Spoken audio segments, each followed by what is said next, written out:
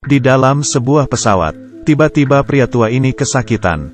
Pramugari langsung bertanya, "Di dalam sini ada dokter ga?" Saat itu, seorang pria berdiri.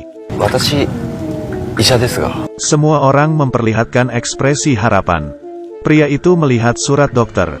Keadaan pria tua sangat parah. Harus segera dioperasi. Tapi pria ini sebenarnya bukan dokter, tapi seorang mahasiswa kedokteran yang gagal. Impian paling besarnya adalah menjadi dokter yang sesungguhnya. Jadi di saat pramugari bertanya apakah ada dokter di pesawat, dia tidak bisa menahan dirinya untuk angkat tangan. Dan sekarang, harus bagaimana? Dia saja tidak pernah memegang pisau operasi. Pria ini hanya bisa berkata, tidak ada suster dan ahli anestesi. Jadi tidak bisa menjalankan operasi. Siapa sangka, pramugari langsung bertanya. Pramugari juga bertanya, ada suster kah? Suster dan ahli anestesi pun ditemukan. Tapi yang semua orang tidak tahu, dia bukanlah suster, tapi perempuan yang berdandan menjadi suster di suatu bar. Mendengar orang yang mengucapkan suster, hanya bisa langsung menjawabnya karena terbiasa. Pria ini juga bukan ahli anestesi. Dia seorang editor komik, tapi nama panggilannya hampir sama seperti sebutan ahli anestesi. Jadi saat orang memanggil, dikira dia yang dipanggil. Mereka berdua hanya bisa menggigit ketakutan. Setidaknya ada dokter, seharusnya tidak bisa ada masalah. Di saat itu, pria ini kepikiran alasan lain. Di atas pesawat tidak ada alat medis. Jadi tidak bisa melakukan operasi. Harus segera kembali, tapi kembali tidak bisa langsung kembali.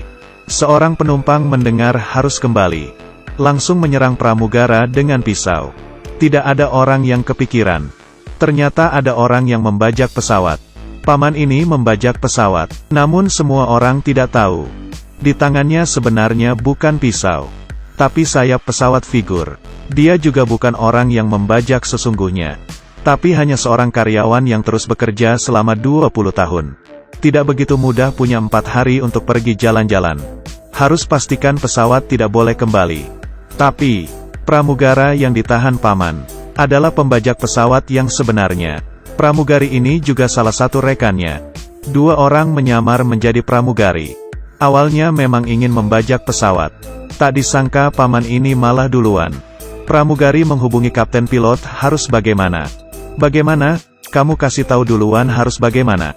Ternyata yang menerbangkan pesawat juga bukan kapten pilot sebenarnya, tapi juga hanya pramugara biasa. Ia mengantarkan minuman ke kapten. Tak disangka ternyata kapten diracuni. Dia hanya bisa berusaha untuk mengendalikan pesawat. Saat itu, keadaan penumpang semakin parah.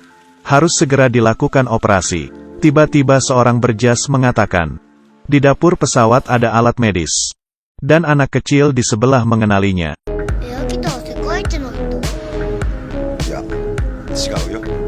Dia hanya seorang ahli bedah.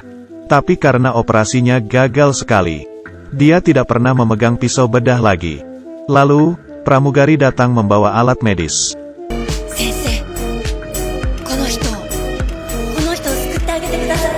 Pria ini tidak pernah diharapkan oleh begitu banyak orang. Dia pun hanya bisa berusaha.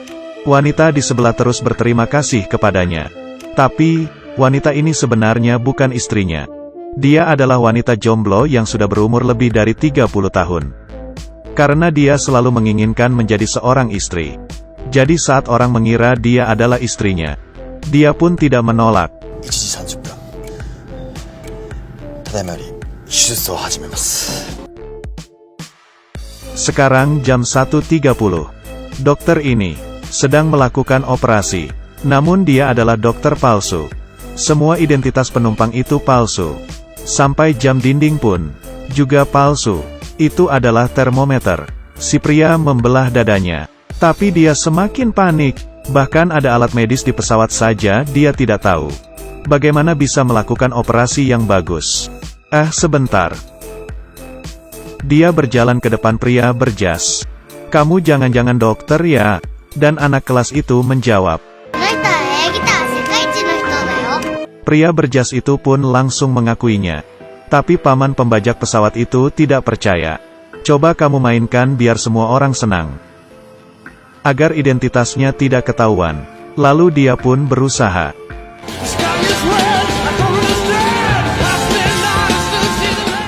Seperti ini. Semua orang memperlihatkan ekspresi tidak senang. Jangan-jangan dia pura-pura. Kalimat ini pun menyambar semua orang di pesawat. Bahkan jam dinding pun panik. Pria itu akhirnya tidak tahan akan bebannya lagi. Dan bersiap untuk mengatakan yang sejujurnya. Tapi anak laki-laki tiba-tiba berdiri. Paman sangat hebat, ternyata tidak bohongan. Dan memberinya tepuk tangan. Di saat semuanya bertepuk tangan, semua orang yang menyamar pun menjadi percaya diri.